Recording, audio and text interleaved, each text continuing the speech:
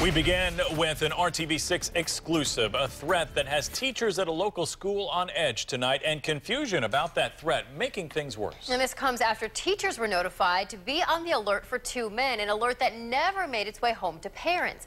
RTV6 anchor Erica Fly explains. Erica. Sources tell RTV6 sheriff's deputies made officials at IPS 44 Riverside Elementary School aware of the threats about 2 weeks ago. But teachers tell us they were just made aware today. We're told the threats were targeted towards a teacher involving a legal dispute. IPS officials tell us the threats were not against the school itself. Still, beginning tomorrow, they're stepping up safety measures.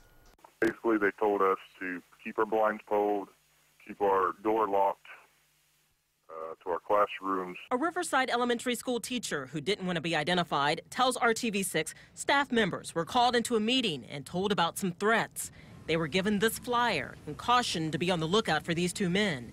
Teachers immediately asked about their safety and the safety of students. We asked if we could get IPS police there or IMPD or anyone, and it sounded like the idea was kind of shot down. Several teachers tell RTV6 in the meeting they were told the threats involve a mention of Sandy Hook and that the threats stem from a legal dispute between one of the men and a teacher. So you hadn't heard anything about it before now? Hadn't heard anything whatsoever. RTV6 caught up with IPS Superintendent Dr. Eugene White after a school board meeting tonight, and we informed him of the threats. He made some calls and got to the bottom of the investigation.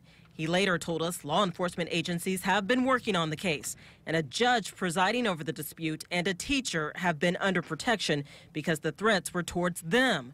He says there was never any mention of Sandy Hook and never a threat against Riverside School. But he says nothing will be disregarded when it comes to safety.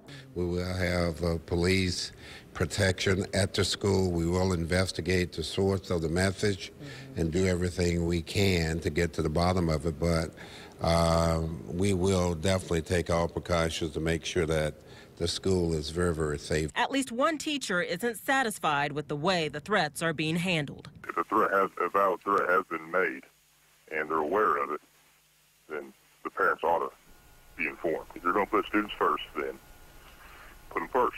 Protect them. Now, even though Dr. White says the threats were not against the school itself, he says he's acting proactively, increasing patrols at the school because he's not taking anything for granted.